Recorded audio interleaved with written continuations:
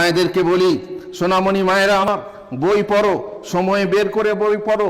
স্বামীর সংসারের কাজ করতে করতে কোনো একটা সময় বের করে জ্ঞান অর্জন করো।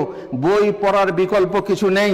যারা শিক্ষিতা, যারা পড়াশোনা করেছো, তারা বই পড়ো, বই পড়ো, বই পড়ে জ্ঞান বৃদ্ধি করো।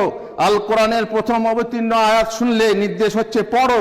স্বামী বই পড়তে বললে তুমি হয়তো তাকে বলবে তুমি ব্যস্ত, তুমি পড়তে পারো না, তোমার সময় নেই।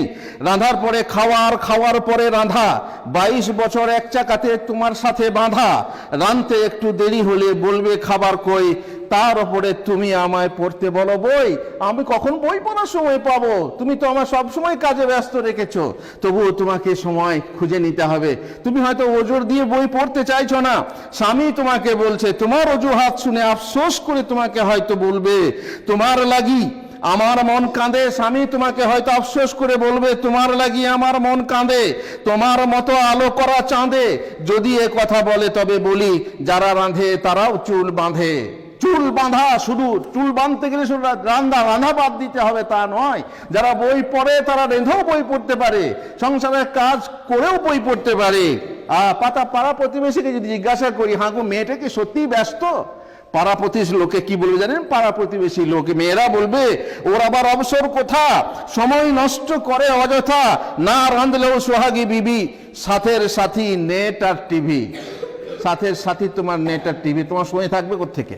তুমি টিভি দেখতে ব্যস্ত, তুমি নেট নিয়ে ব্যস্ত, তাহলে তুমি বই পড়ার সুযোগ পাবে কোথা থেকে? কখনো ফেসবুক নিয়ে বিজি, তাই তার বুক ভরা নয় ইজি, তাই তার বুক পড়া নয় ইজি। বুক মানে বই পড়া নয় মানে সহজ, যেহেতু সে ফেসবুক নিয়েই ব্যস্ত থাকে, পড়ে থাকে। আর কারো সাথে লিঙ্ক থাকবে তো বলতেই হবে না, আল্লাহুল মুস্তাআন, হাসবুনাল্লাহু ওয়া নি'মাল ওয়াকিল।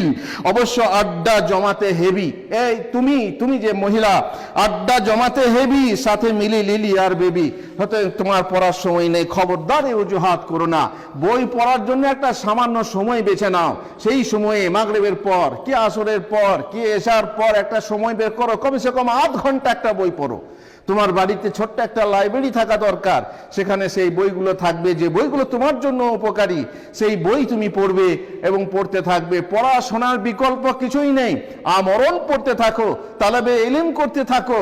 আর তালেবে ইলমের পথেই যেন তোমার মৃত্যু হয়, তাহলে জান্নাতের পথে মৃত্যু হবে। আল্লাহ তাআলা আমাদেরকে তৌফিক দেন যেন আমাদের জান্নাতের পথে মৃত্যু হয়। আল্লাহুম্মা আমিন।